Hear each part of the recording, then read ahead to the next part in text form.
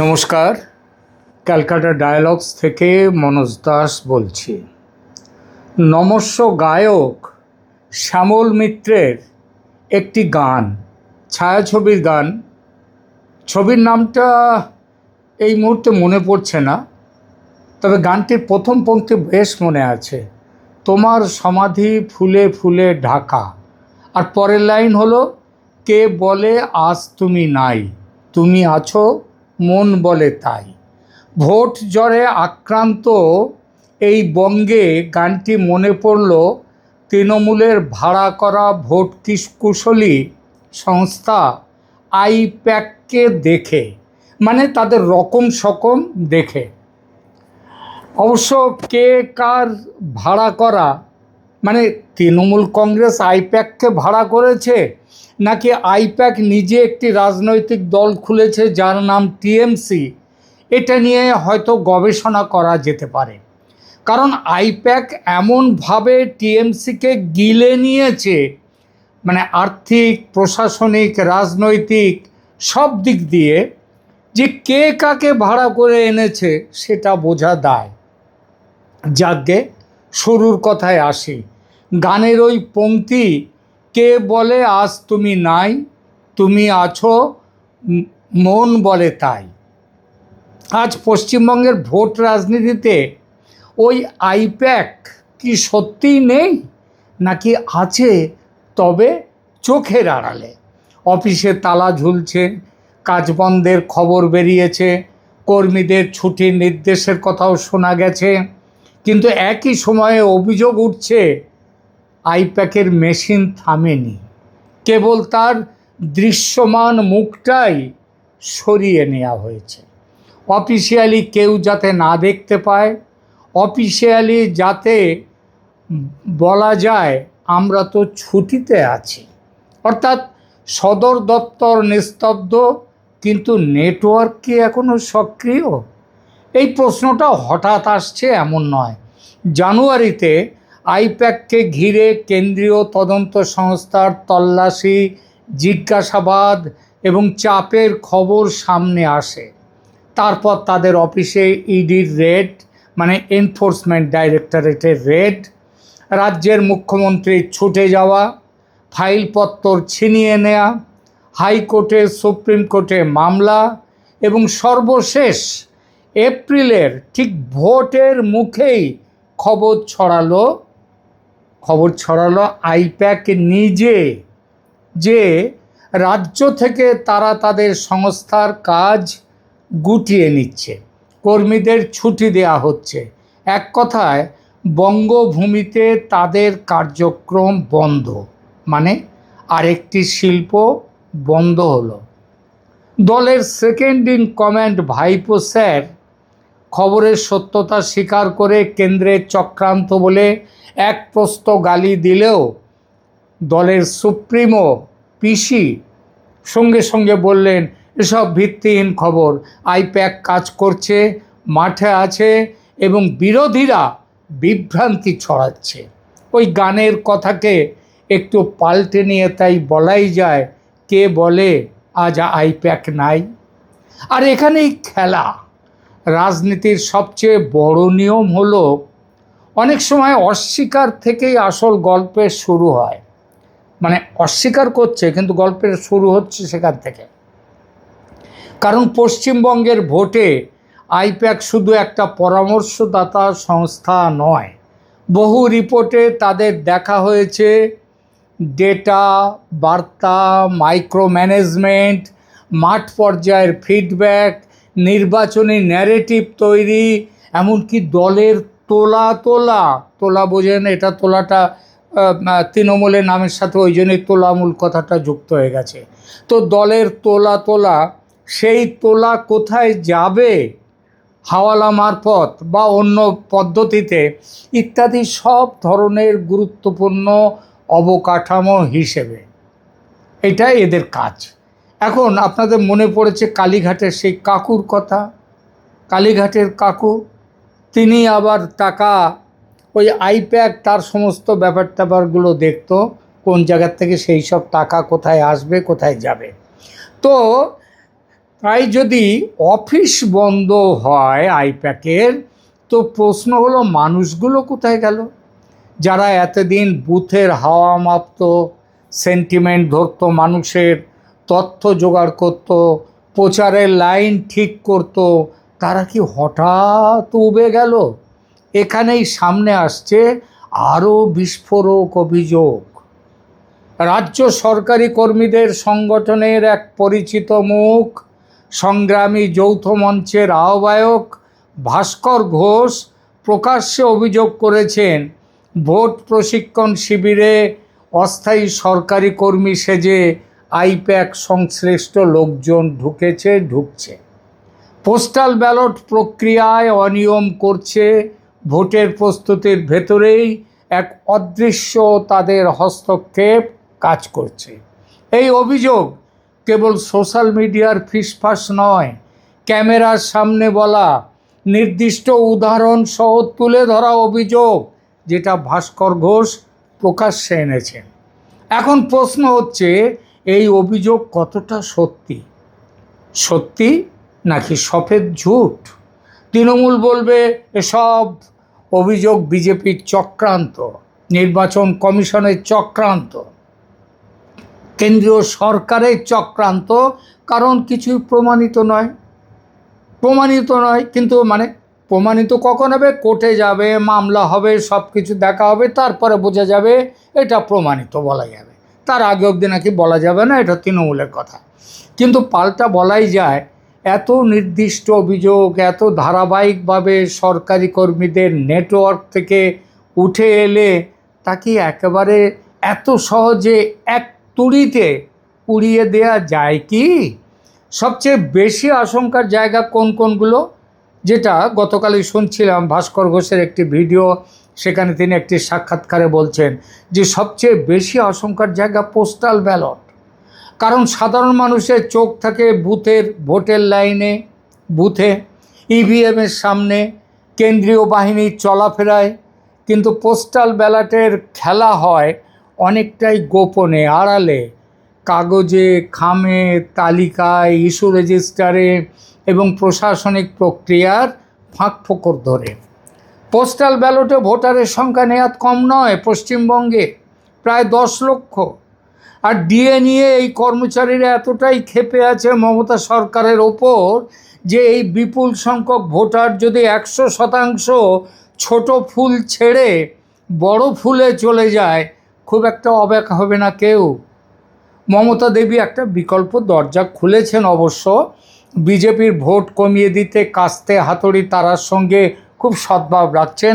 নিজেদের অফিস দখল হয়ে গেলেও কাস্তে হাতুড়ি তারা আর কি ওদের অফিস দখল করলেও তৃণমূল কংগ্রেস চুপটি করে আছে, পরিষ্কার একটা সেটিং করেছেন। তবে এই সেটিংয়ে যে খুব একটা ভালো ফলের সম্ভাবনা হবে এমন ভালো ফল যে হবে এমন সম্ভাবনা নেই, সেটা অন্য প্রসঙ্গ, ছেড়ে দিই এখন। ভাস্কর ঘোষের অভিযোগ, পোস্টাল ব্যালটে কোথাও ভোটারের তথ্য ঠিকমতো লেখা হচ্ছে না, ইচ্ছা করে উল্টোপাল্টা লেখা হচ্ছে, কোথাও ব্যালট পৌঁছাচ্ছে না, কোথাও ভুল কেন্দ্রের ব্যালট যাচ্ছে, কোথাও ইস্যু দেখানো হচ্ছে কিন্তু আসলে ইস্যু হচ্ছে না, যার হাতে ব্যালট যাওয়ার কথা তার হাতে ব্যালট যাচ্ছে না। এগুলো যদি বিচ্ছিন্ন ত্রুটি হয় তাহলে একরকম, কিন্তু যদি এগুলো বিচ্ছিন্ন না হয়ে একেবারে ব্যাপক হয়, যদি পরিকল্পিতভাবে এমন এক বলয় তৈরি করা হয়ে থাকে যেখানে ভোট কর্মী, সরকারি কর্মী, নিরাপত্তার সঙ্গে যুক্ত কর্মীরা তাদের বৈধ পোস্টাল ভোট দিতে না পারেন, তাহলে সেটা সরাসরি নির্বাচনী সমীকরণ বদলে দিতে পারে। 10 লক্ষ ভোট সংখ্যাটা তো কম নয়। পোস্টাল ব্যালটের গোপনীয়তা এবং প্রশাসনিক স্বচ্ছতা নিয়ে বিতর্কের খবর ইতিমধ্যেই এসে যাচ্ছে। কোথাও ব্যালটের ছবি ছড়িয়েছে, কোথাও একই বাক্সে 2 কেন্দ্রের ভোট থাকার অভিযোগ উঠেছে। অর্থাৎ আগুনটা এক জায়গায় নয়, বিভিন্ন প্রান্তে ধোঁয়া দেখা যাচ্ছে, ব্যাপক এলাকায় আগুন ছড়িয়েছে। এবং এসআইআরে তো সেই আগুনের ছড়ানোটা আমরা দেখেছি। এরপর আসে ব্যালটের পরে, পোস্টাল ব্যালটের পরে ইভিএমের প্রশ্ন। মমতা বন্দ্যোপাধ্যায় নিজেই একাধিক সভা থেকে ইভিএম নিয়ে কড়া চেঁচানি চেঁচাচ্ছেন। তিনি এমনি সাধারণভাবে কথা বললেও চেঁচানি হয়ে যায়, সেটা আরও চেঁচানি হয়ে যাচ্ছে, আরও উচ্চগ্রামে উঠে যাচ্ছে। তিনি সমর্থকদের বলেছেন, মেশিন খারাপ হলে ভোট করতে দেবেন না, বুথ ছাড়বেন না, আলো নিভলেও ইভিএম ছেড়ে যাবেন না, কারণ কারচুপির আশঙ্কা উড়িয়ে দেয়া যাবে না। রাজনীতিতে যখন কোনো শীর্ষ নেতা এত জোর দিয়ে ইভিএমকে কেন্দ্র করে ন্যারেটিভ তৈরি করেন, তখন সেই নেতা বা নেত্রীর তার বাজারে তার এই চিৎকারের যে দামি থাকুক না কেন, সাধারণ লোক তো একটু ভড়কে যায়, সাধারণ লোকের মনে নানা রকম প্রশ্ন এসে যায়। এই যে ন্যারেটিভ তৈরি করা, এর দুটো দিক আছে। এক, নিজের কর্মীদের তিনি সতর্ক করছেন, জোট বাঁধতে বলছেন, হাঙ্গামা তৈরি করবার চেষ্টা করছেন। সেটা হচ্ছে আর একটা, যে কাজটা এসআইআর প্রক্রিয়া শুরু হওয়ার আগে থেকেই কোনো রকম রাখো ঢাকো না করে যাচ্ছেন মমতা। এভাবে ভোটে বিঘ্ন তৈরির আর এক উদ্দেশ্য, ভোট গুলিয়ে দেয়া, পরবর্তী বিতর্কের জন্য মাটি প্রস্তুত রাখা, সুপ্রিম কোর্টের দরজায় গিয়ে কড়া নাড়া। এখানেই বিরোধীদের অভিযোগ আরও তীব্র। তাদের বক্তব্য, ইভিএম নিয়ে যে ভয়, যে উত্তেজনার, যে নো কম্প্রোমাইজ ভাষা তৈরি করছেন নেত্রী, তার আড়ালে রয়েছে ভোট প্রক্রিয়ার ওপর চাপ সৃষ্টি করার একটি বৃহত্তর কৌশল, ভোট বানচালের ছক। আইপ্যাক নেতৃত্বে ইভিএম নষ্ট করার সংগঠিত একটা ছক তৈরি হয়েছে। ইভিএমকে কিভাবে গুলিয়ে দেয়া যায়, খারাপ করে দেয়া যায়। হ্যাঁ, এটা অলরেডি আইপ্যাকের মাঠ পর্যায়ে যেসব নেতৃত্ব, যারা কর্মীরা ছড়িয়ে রয়েছে সব জায়গায়, ওই এসডিও অফিস, ডিএম অফিস, সব জায়গায়, তারা এখন একটা বড় একটা পদ্ধতি নিয়েছে, ইভিএম নষ্ট করা, ইভিএমকে খারাপ করে দাও। এই অভিযোগটা যে মানে একেবারে নেই তা কিন্তু বলা যাবে না, কারণ বিরোধী দলনেতার মুখ থেকে আসা ছাড়াও ভাস্কর ঘোষের মতো ব্যক্তির মুখ থেকে এ ধরনের অভিযোগ প্রকাশ্যে এসেছে। আর তিনি ওই সরকারি কর্মচারী সংগঠনের নেতা এবং ভোটের ব্যাপারে যাদের একটা বড় ভূমিকা আছে। আরও একটি স্পর্শকাতর জায়গা হলো, ভোটার তালিকা নিয়ে সুপ্রিম কোর্টে লড়াইয়ে হেরে যাওয়ার পর এবার মাঠে ময়দানে হিসাব বুঝে নেওয়ার জন্য তৃণমূল কংগ্রেস তৈরি হচ্ছে আইপ্যাকের লাইনে। আইপ্যাকের তারা সিদ্ধান্ত, তারা এটা ঠিক করে ফেলেছে, পশ্চিমবঙ্গে ভোটার তালিকা থেকে নাম বাদ যাওয়া, সংশোধন ঝুলে থাকা, ট্রাইব্যুনাল প্রক্রিয়া নিয়ে ক্ষোভ এবং স্থানীয় স্তরে অবরোধ বা বিক্ষোভের খবর একাধিক জায়গায় সামনে এসেছে। সব কিছুর মূলে কিন্তু ওই বিসমিল্লাহ গলদের মতো সব কিছুর মূলে হচ্ছে বর্তমান রাজ্য সরকার। এখন কিন্তু তারা সেইটাকেই ব্যবহার করছে কমিশনের বিরুদ্ধে, সরকারের বিরুদ্ধে। এখন যদি এই ক্ষোভকে সংগঠিত রাজনৈতিক গোলমালে পরিণত করা যায়, তাহলে ভোটের দিন শুধু বুথ নয়, গোটা প্রশাসনিক পরিবেশকে একেবারে অস্থির করে তোলা যেতে পারে। আর এই অস্থিরতা অবশ্যই স্বতঃস্ফূর্ত নয়, নিয়োজিত, ম্যানুফ্যাকচার্ড। অভিযোগ উঠেছে এই পুরো প্ল্যানিং চালিয়ে যাচ্ছে আইপ্যাক। আইপ্যাক নেই কিন্তু আছে, এই কথাটা রাজনৈতিক তাৎপর্য সবচেয়ে বেশি এখানেই। অফিস সত্যিই বন্ধ হতে পারে, তাতে সংস্থার মাঠ পর্যায়ের মানব সম্পদ তারা বিদেশে চলে যায় না, তারা এখানেই থেকে যায়। যারা আগে থেকেই নেটওয়ার্কে, যারা ডেটা, যোগাযোগ, স্থানীয় প্রভাব, প্রশিক্ষণ, প্রশাসনিক স্তরের চলাচল এসব জানে, যাদের হাতে টাকা তোলার মেশিন, তারা কি শুধুই অফিসের শাটার নামলে নিষ্ক্রিয় হয়ে পড়ে না। রাজনীতির বাস্তবতা বলে অনেক সময় প্রতিষ্ঠান অদৃশ্য হয়, কিন্তু তার প্রভাব অদৃশ্য হয় না।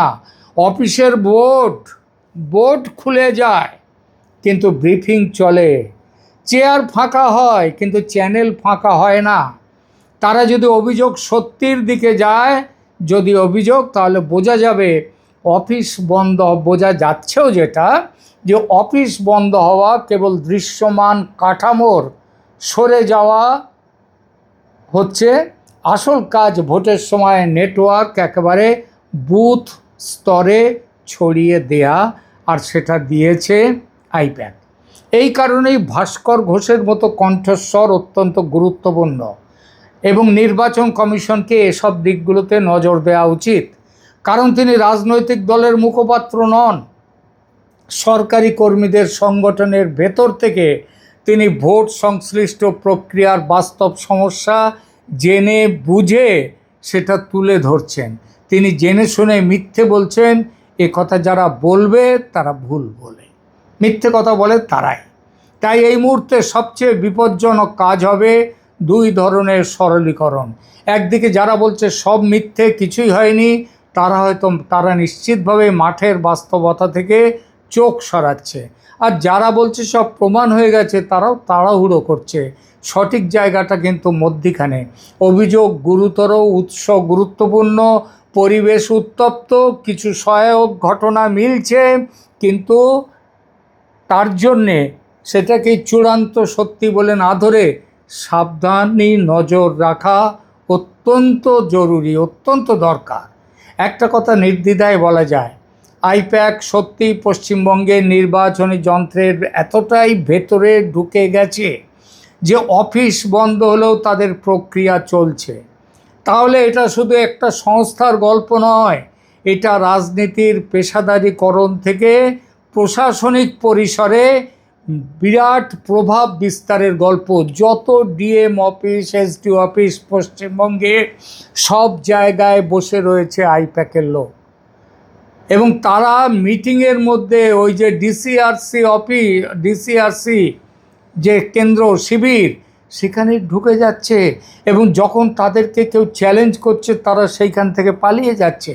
কিন্তু পালিয়ে যেতে দেয়াটা উচিত নয়। তাদের পালিয়ে যেতে না দিয়ে ওইখানেই ধরে তাদের মারা উচিত। কারণ এটা ভোট কৌশলকে ভয়ঙ্করভাবে দখল করার গল্প এগুলো তারা করছে। এটা সেই অদৃশ্য শক্তির গল্প, যাকে কাগজে ধরা যায় না, কিন্তু সারা মাঠে সে ছড়িয়ে আছে। আজ পশ্চিমবঙ্গের সামনে তাই শুধু প্রশ্ন নয়, বড় সতর্কবার্তা আছে। পোস্টাল ব্যালটকে নজরে রাখতে হবে। ডিসিআরসি বা distribution centre and receiving centre, যেখান থেকে সব ইভিএম ইত্যাদি যাবে, সেখানে কারা ঢুকছে তা দেখতে হবে, নজর রাখতে হবে কড়া, এবং কমিশনকে ব্যবস্থা করতে হবে যারা ওখানে যাওয়ার যোগ্য নয় অথচ গেছে, তাদেরকে সেই মুহূর্তে অ্যারেস্ট করা।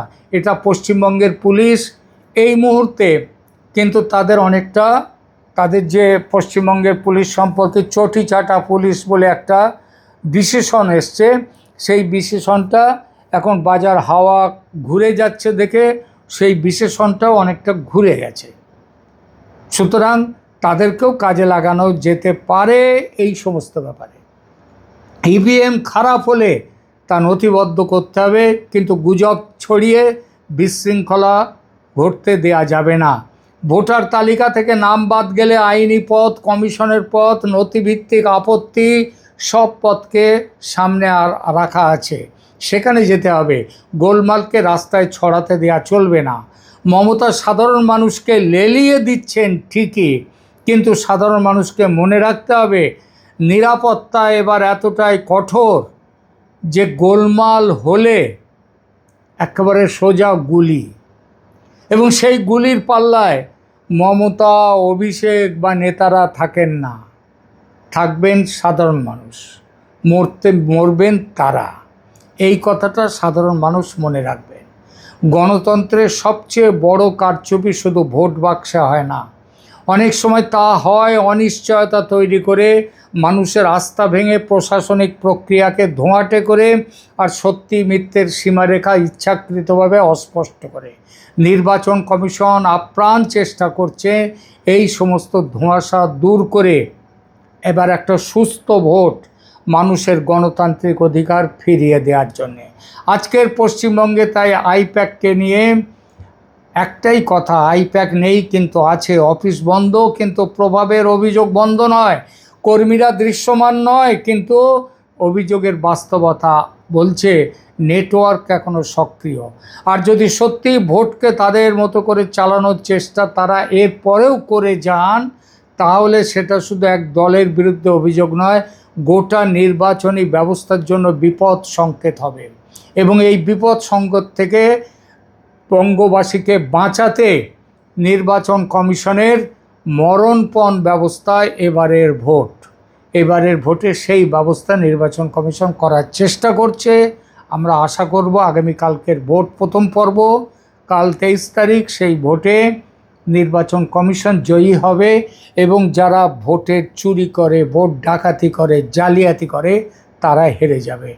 সবাই যারা এখানে ভোট দেবেন তাদেরকে বলি আপনারা সতর্ক থাকুন। এখনকার মতো এই পর্যন্ত, ধন্যবাদ।